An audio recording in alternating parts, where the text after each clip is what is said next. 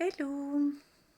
Je voulais vous partager quelque chose, enfin une réflexion que je me faisais parce que c'est quelque chose que j'ai vu là ces jours-ci. C'est quand même incroyable à quel point, quand on est dans le déni de quelque chose, mais on voit pas du tout le truc, on est sûr, on est sûr de ce qu'on pense ou ci ou là. Et c'est dingue comment à un moment donné, je pense qu'il y a un moment où on n'est pas capable de le voir. Ou de là où on est, en tout cas, on n'a pas la vision dessus, ou bien aussi, je pense qu'émotionnellement, bah là, pour une fois, notre ego, il nous protège bien, parce que pour une fois, émotionnellement, on n'est pas capable de voir ça à ce moment-là. On n'est pas capable de le vivre, on n'est pas capable de le conscientiser et de l'intégrer, cette vérité, tout simplement, cet état, cette vérité, et qu'à un moment donné, eh bien, petit à petit, on est prêt et petit à petit, les choses s'éclaircissent. Et puis un jour, c'est une évidence. C'est une évidence. Et c'est clair. C'est clair, c'est quelque chose de certain.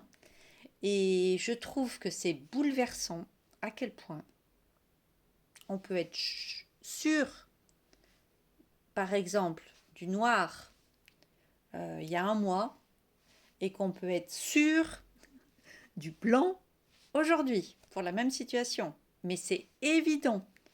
Et on voit tout ce qui s'est passé. On voit le mécanisme, on voit le chemin. C'est complètement transparent, c'est complètement clair. Le chemin, je ne sais pas comment dire, ce qui s'est tramé en fait, ce qui s'est tramé entre le noir et le blanc, ou le blanc et le noir, ou peu importe, hein, c'est pas une question d'ombre vers la lumière. Mais oui, si, un peu quand même, en fait. Un peu quand même, parce qu'on sort du déni de certaines choses et on va, si, quand même vers la clarté. Donc, bon, l'exemple n'était pas complètement au hasard, en fait. Euh, et c'est incroyable. Ça me stupéfait parce que c'est quelque chose qui m'est arrivé plusieurs fois. Mais à chaque fois, je me dis, non, mais c'est dingue. Mais je me dis, mais comment j'ai pas vu ça avant? Comment c'est possible? Que ce soit pour soi ou que ce soit pour quelqu'un, hein, ou que ce soit pour soi, pour ses parents, pour ses familles, pour sa chérie, son chéri. Mais bon, en général, c'est les manipulations qui sortent à un moment donné. Oh, quand on comprend ça, quand on comprend les blessures des autres, qu'on comprend pourquoi les autres ont agi de telle ou telle manière et qu'on comprend leurs blessures en fait d'adultes et qu'on comprend aussi leurs blessures d'enfance et comment, je prends toujours l'exemple des parents parce que c'est flagrant les parents, qui n'a eu jamais aucun souci avec ses parents. Voilà. Ou alors les parents ont pu être aussi mais complètement un modèle. En tout cas, c'est toujours très fort, ou dans un sens ou dans un autre. Où les parents peuvent avoir une relation eux-mêmes de couple, qui va être mais soit un modèle, des amoureux parfaits, vraiment un modèle, ou alors ça va être une catastrophe, et puis aussi à titre individuel. Mais en tout cas, c'est dingue, parce que quand on comprend tout ça, bon, comme je disais souvent, hein, déjà ça aide à pardonner, mais c'est hallucinant. Et on se dit, mais comment les personnes elles-mêmes, elles le voient pas? C'est ça le plus drôle. Et du coup, bah, pareil pour moi, quand j'étais dans mes schémas, enfin, je suis toujours sûrement dans certains schémas, hein. On est tous à un moment donné dans un schéma, c'est pas la question. Mais en tout cas, dans mes anciens schémas, euh, je me dis, je me dis, mais comment c'est possible? Mais je me dis, tout le monde devait le voir, en fait. Tout le monde devait le voir, tout le monde devait le savoir. Bah oui, les gens qui étaient sortis là-dedans, après, non, il y en a plein d'autres qui fonctionnent pareil, qui se posent pas tant de questions, qui cherchent pas à comprendre aussi. Et puis c'est vrai que c'est la majorité des gens restent dans leur vie et se posent pas tant de questions que ça en fait, hein. Jusqu'à temps qu'il y ait un gros clash. Moi, je me suis toujours posé beaucoup de questions parce que je sentais qu'il y avait quelque chose qui n'allait pas en moi depuis toujours. Je sentais que j'étais pas à mon plein épanouissement, à mon plein bonheur, à ma pleine joie, à ma pleine satisfaction, etc., etc. Et puis toujours des émotions très hautes et très basses, très hautes et très basses. Bon, maintenant j'ai compris que ça s'appelle l'hypersensibilité, mais donc du coup, ben, ça va beaucoup mieux de mettre, des termes et des mots, même si on peut penser que ça peut être enfermant, que ça peut être mettre des étiquettes sur des choses. Et il y a des gens qui disent que du coup c'est enfermant après de se cataloguer, genre hypersensible ou quoi. Mais en fait, on se catalogue pas. On se catalogue. Enfin, moi, je me catalogue pas comme ça. C'est juste que maintenant que je le sais, que ça répond à ça, eh bien, je trouve ça beaucoup plus normal et c'est beaucoup plus paisible. Euh, et je me comprends beaucoup mieux. Du coup, voilà, ben, j'ai plus peur en fait. Je sais que je peux avoir des émotions très hautes et très basses. Et que les émotions aussi, ça apporte de la fatigue, qu'on a besoin de repos après. Que c'est pour ça souvent que moi j'aime bien être seule. J'ai besoin de beaucoup de moments où, par exemple, où je suis seule et où je suis bien toute seule. Je suis très indépendante. Je pourrais pas avoir quelqu'un collé au basque tout le temps. J'ai, ouais, j'ai besoin d'avoir quelqu'un vraiment présent à côté de moi, ça oui. Et ça, je suis vraiment en demande de ça, d'impliqué dans la relation de présent et tout. Par contre, ouais, et j'ai envie vraiment de donner cette liberté-là aussi à l'autre, hein, qui sache que je suis là, mais en même temps, je suis pas le collé au basque, quoi. Je vais pas me faire des flips quand il sort 2 heures ou qu'il va faire quelque chose ou qu'il va à une soirée ou quelque part sans moi ou qu'il fait une activité ou qu'il va rencontrer quelqu'un pour un rendez-vous. Bah, j'ai pas envie de ça, hein. Si c'est ça, il n'y a pas de confiance, c'est pas la peine, quoi. Mais voilà, cette liberté comme ça, etc. Donc je trouve que quand même, en posant des étiquettes et en sachant, et ça on rejoint aussi la numérologie d'ailleurs, parce que quand on connaît son chemin de vie, son nombre, son nombre d'expressions, euh, quand on connaît un peu sa grille d'inclusion, ce qu'on a un peu trop, ce qu'on n'a pas assez, etc., c'est pareil, on se connaît beaucoup mieux. Du coup, bah, on s'accepte beaucoup mieux. Et, et bon, pareil pour l'autre. Du coup, je trouve que c'est génial. Tout est beaucoup plus fluide. Tout est plus fluide. Donc pour moi, je trouve que c'est pas enfermant. Je trouve que c'est vraiment de la connaissance pure, de l'amour pur, de la compréhension, de l'empathie, de savoir tout ça, de connaître tout ça. C'est mieux comprendre les autres. Du coup, les relations peuvent être plus posées. Le 5, c'est l'indépendance, c'est l'autonomie, c'est le mouvement, euh, etc., etc. Par exemple, si tu sais que ton copain, ben, il est en chemin de vie 5, par exemple, ou qu'il a un nombre d'expressions en 5 ou une clé de l'âme en 5, eh bien, tu vas savoir il a besoin d'indépendance.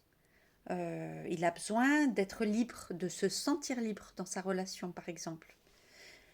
Du coup, si toi, tu as tendance, par exemple, à être un peu jalouse ou ci ou là, eh ben, j'ai tout le temps envie de vous parler de numérologie, mais parce que je trouve ça trop passionnant. Ça aide tellement à comprendre. Ben, toi, tu vas comprendre en fait que c'est pas parce qu'il veut fuir la relation. C'est pas parce qu'il n'a pas envie de s'engager dans la relation. Tu vas comprendre que c'est vraiment parce que c'est sa nature. C'est sa nature profonde. Moi, j'en ai du 5 par exemple. Ben, je me comprends beaucoup mieux. On aime changer de travail souvent. On va rester très très jeune dans notre tête. On est des gamins éternels. Euh, il y a aussi de la créativité. Il y a aussi, aussi quand même de la connexion à l'enfant intérieur. Et de la, bon, moins que le 3 mais quand même aussi. Il va y avoir alors, si c'est mal vibré, ça peut être de l'instabilité, mais on va aimer changer plusieurs fois de métier. Ce qui est totalement mon cas. On va aimer changer plusieurs fois de métier dans sa vie, pas faire toujours la même chose.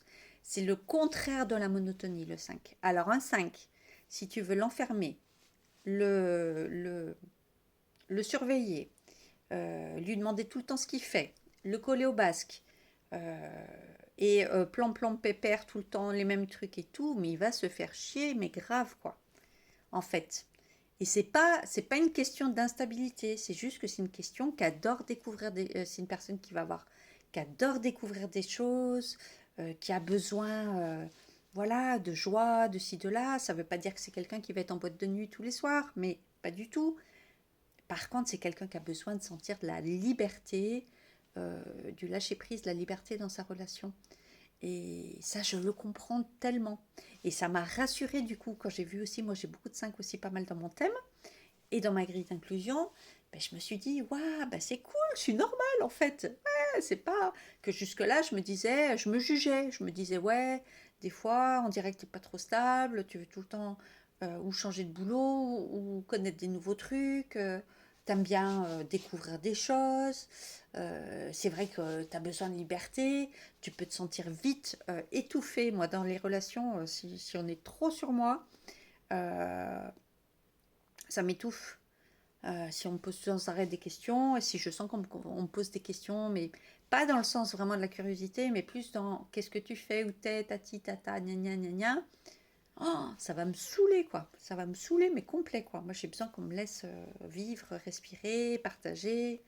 Et franchement, il n'y a pas plus fidèle que moi, il n'y a pas plus sincère dans le partage, dans la relation et tout. Donc, ça peut servir. Parce que tu découvres que ta copine ou ton copain, bah, il a du 5 comme ça, mais du coup, tu vas lui faire confiance, mais 100%. Tu vas savoir que quand il fait des trucs ou des formations, ou ben voilà, c'est juste qu'il a envie de s'éclater, qu'il a envie de partager des trucs à lui, qu'il a besoin de ça, que ça fait partie de son fonctionnement. Et du coup, tu vas pas être jalouse, tu vas pas être inquiète, à te dire ouais, est-ce que c'est pas des conneries. Si jamais, par exemple, genre, t'as rencontré un peu des manipulateurs ou des menteurs avant, bah là, non, tu vas te dire c'est normal, en fait, c'est son 5. Donc c'est cool, c'est lui, et voilà quoi. J'avais envie de vous partager ça. Mais bon, en tout cas, c'est vrai que c'est incroyable les illusions qu'on peut se mettre, les manipulations, les trahisons qu'on se fait à soi-même. Quand notre ego il veut nous protéger et qu'on n'est pas prêt à entendre quelque chose, et ce qu'on arrive à se faire croire à soi-même, mais des trucs énormes, hein. Même genre qu'on est bien avec une personne, qu'on est bien dans une relation de couple, non, non, qu'on n'a pas de dépendance affective et tout, on arrive à se faire croire des trucs, mais hallucinant quand même. Je trouve que il faut être vraiment courageux en fait, hein. Il faut vraiment être courageux parce que c'est compliqué. C'est compliqué, je trouve. C'est difficile. Le chemin, il est difficile. Il est compliqué. Il est plein d'embûches. Il est plein d'embûches. Dès que c'est compliqué ou dès que c'est un peu souffrant ou qu'il y a des émotions ou qu'il y a ci ou qu'il y a là, bah, l'ego il se met dessus. Du coup, l'ego il nous manipule. On se manipule soi-même. Donc, arriver à détecter le faux, du vrai, du bon, du pas bon. Mais il y a des moments, t'auras envie de faire off, quoi. T'auras envie de dire, allez, j'éteins le poste. Mais c'est passionnant en même temps, hein. C'est incroyable, quoi, notre cerveau, ce qu'il arrive à faire. Ah, moi, tous les jours, je me dis en ce moment, mais vu ce qu'il arrive à créer, mon cerveau, et à imaginer, à faire, j'ai dit, si j'arrive à le mettre au service de ma créativité et de mon intelligence, ça va dépoter, quoi. Je suis en train d'essayer de le redompter, en fait, pour qu'on transforme ça du côté positif des choses. Mais c'est du boulot, hein. Je sais pas vous, au cas où, dites-moi, ça m'intéresse, hein. Allez, je vous embrasse.